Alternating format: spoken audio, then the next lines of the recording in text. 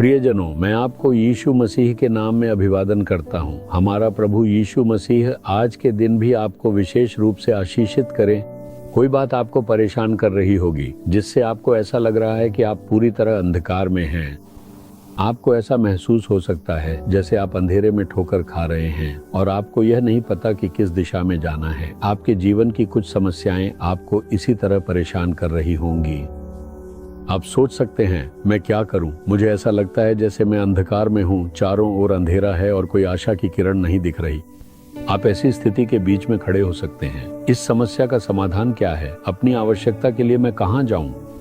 कोई रास्ता खुलता हुआ नहीं दिखता। आपको ऐसा लगता है जैसे आपकी आंखों पर पट्टी बांध दी गई हो और आपको कहीं भी छोड़ दिया गया हो। अपनी आंखों पर पट्टी बांध कर देखिए, कैसा लगेगा? चारों ओर पूरी तरह अंधेरा होगा। क्या आप परेशान हैं ये कहते हुए हर जगह अंधेरा है और मुझे कोई रास्ता खुलता नहीं दिख रहा?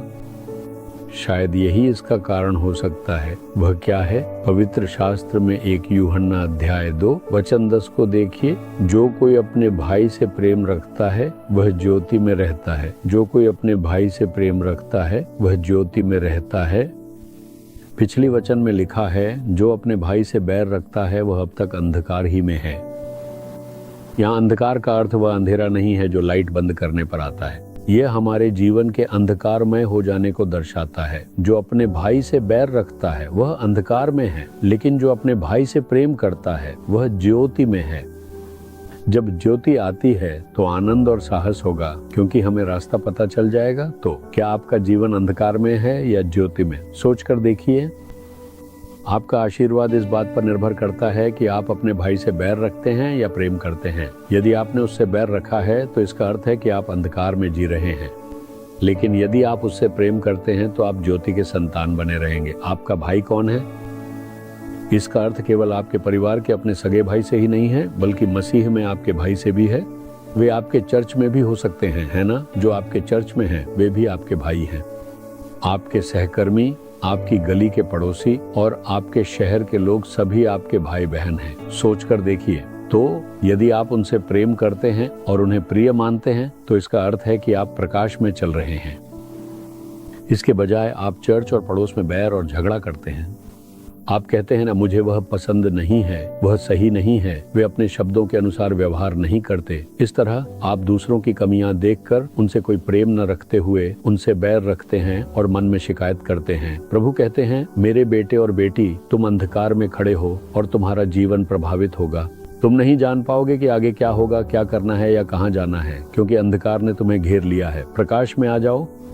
जब तुम प्रकाश में आओगे तो सब कुछ स्पष्ट रूप से देख सकोगे, जैसे दोपहर के समय देखते हो। तुम आसानी से चल सकते हो और आनंद के साथ आगे बढ़ सकते हो। प्रकाश में आने के लिए सभी से प्रेम करो। तुम क्यों उनसे नफरत करते हो और अपने पूरे जीवन भर उन्हें दोषी ठहराते रहते हो? क्या उनमें बिल्कुल भी अच्छाई नहीं है? इसलिए उनकी अच्छाइयों को देखो और उनसे प्रेम दिखाओ। यही यीशु कहते हैं।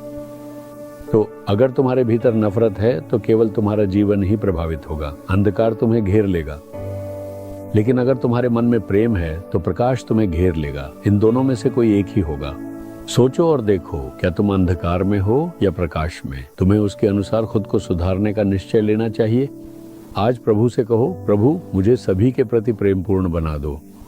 मुझे दूसरों से नफरत करने, दोष देने, आरोप लगाने या बदनाम करने में शामिल नहीं होना चाहिए। प्रभु मेरी मदद करो कि मैं सभी से प्रेम कर सकूं। मुझे उनकी अच्छाइयों और गुणों को देखने दो और उसके लिए उनके प्रति सम्मान और प्रेम दिखाने दो। इसमें मेरी मदद करो। आज से मेरे मन में यह बदलाव ला दो। ऐसे मांगो, फिर तुम अपने जीवन में एक आशीषित बदलाव देखोगे, क्योंकि यही तो यीशु ने हमें क्रूस पर सिखाया था। उन्होंने उनसे घृणा करने वालों से प्रेम किया था। उन्होंने उन लोगों पर भी दया दिखाई और उन्हें क्षमा कर दिया जिन्होंने उनका अपमान किया और उन्हें बदनाम किया। तो यीशु से यह कहो, प्रभु मुझे अपने भाइयों और बहनों से प्रेम करना चाहिए। मुझे दूसरों को दोषी ठहराकर और आरोप लगाकर मन में घृणा और कड़वाहट नहीं रखनी चाहिए। मेरी स्वभाव को बदल दो। मुझे सभी के साथ प्रेमपूर्ण और स्नेही बना दो। मुझे उन्हें अपने भाइयों और बहनों की तरह प्रेम करने दो। मैं खुद को इसी के लिए समर्पित करता हूँ। मेरे अंधकार को प्रकाश में बदलने के लिए धन्यवाद। आज मैं प्रभु का प्रकाश और मार्गदर्शन देखने जा रहा हूँ। मैं इस पर विश्वास करता हूँ। मैं यीशु मसीह के नाम में प्रार्थना करता हूँ। आमीन, आमीन। Jesus redeem Hindi YouTube channel को सब्सक्राइब करें।